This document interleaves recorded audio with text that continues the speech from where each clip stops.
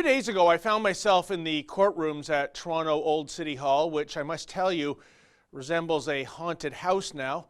The grandiose structure was almost completely devoid of people thanks to trials being held in a virtual manner. And if anyone should think that's a utopia, think again. There were numerous incidents of the audio cutting out or the link failing completely. As for the few actual humans in the courts, well, thanks to the donning of masks and or face shields, verbal communication was muffled at best. It wasn't long before people were verbally sniping at one another. I've never seen anything like it in a court, and it was just one more facet of life, making me pine for a return to the old normal. But I digress, because I was there for the matter of one Miss Deanna Harper, who is facing assault charges.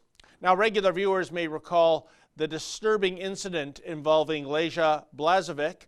On May 16th, Blazovic and her children planned to attend one of those Yahoo Nation demonstrations at Toronto's Queen's Park, urging Premier Doug Ford to fully reopen the economy.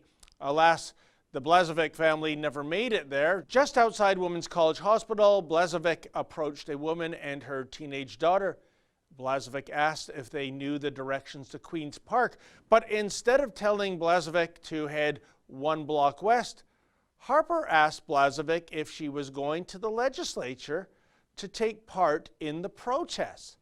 Blazovic answered in the affirmative. This inexplicably infuriated Harper, who allegedly began verbally abusing Blazovic and noting that she was a terrible role model for her children. Needless to say, Harper didn't provide Blazovic with directions, so Blazovic moved on. But the encounter didn't end there, folks. Harper then allegedly grabbed a cup of coffee from her car, ran back to Blazovic, and threw it in her face.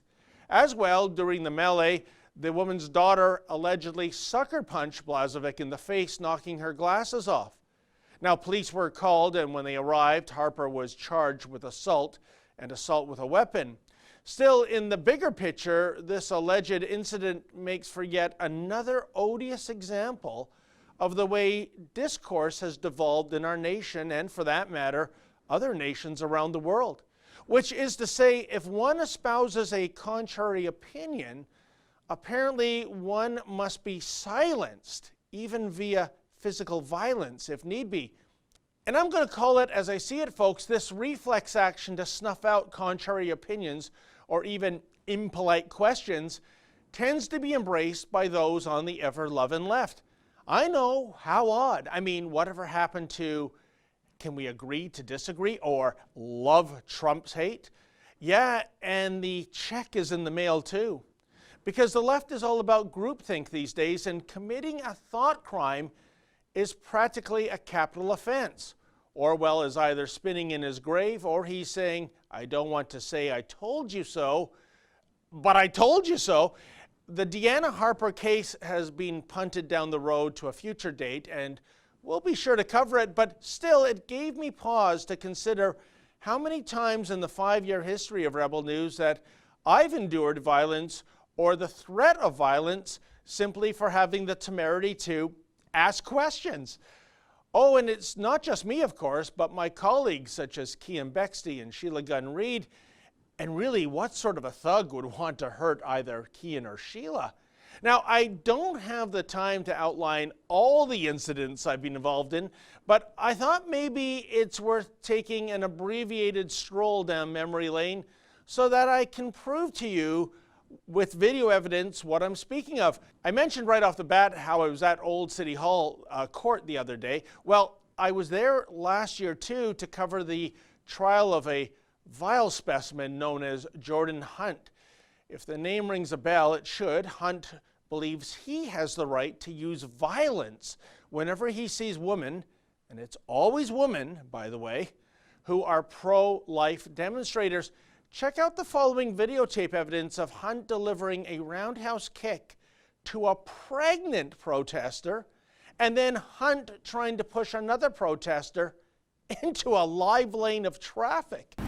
It's against the law. Somebody gets raped by somebody and they're like, I'm a 16-year-old and I can't have this baby. Think you should keep it? It's a baby. Yeah. If someone is raped and she gave birth and she decided to kill her 3-year-old child. I meant to get your phone.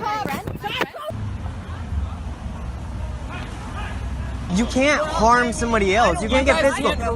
You can disagree with somebody's message. If you walk out into the world and harass people, then you get harassed back. I got it. When women talk about women's rights, tried to take that away from you. Tried to take all your pamphlets away from you. Arguably, that is wrong. Yeah, I try to knock your stupid billboard to the side. Okay. So if you don't want me to with your stuff, why are you deciding to with other people's choices? Nice. Okay, I guess we can all have a bad day or a bad few days, as the case may be, but the thing about Jordan Hunt is that he was never remorseful about his acts of violence.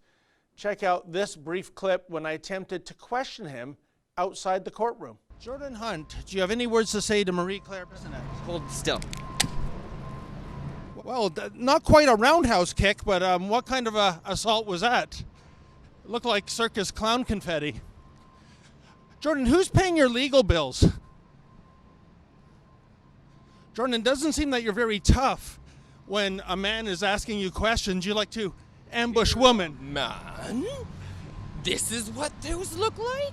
By the way, how come your hair isn't purple and you don't have a flower anymore there? How come you have to use cameras like these to record? How come did the budget end at like the cheap suit? Is it? Well, yeah, it's cheap. Well, you know, I mean, you're very touchy-feely, but why is it that you like to assault women so much? You have no, contrition. You have no empathy, it seems. Really want to take your glasses. I miss them. Oh, do you? Do you really want to assault me? Yes, no contrition, no empathy, and oh, by the way, no mainstream media either to cover the trial, folks.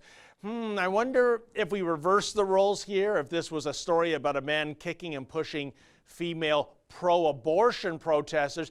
Do you think then the likes of CBC and CTV and Global would be covering this story? I think they'd have their live eyes set up right outside the courtroom. That's an excerpt from my daily show, The Ezra Levant Show. Every day I do a monologue on the news of the day, then I interview an interesting guest, and then I read my hate mail. You gotta subscribe. Go to rebelnews.com.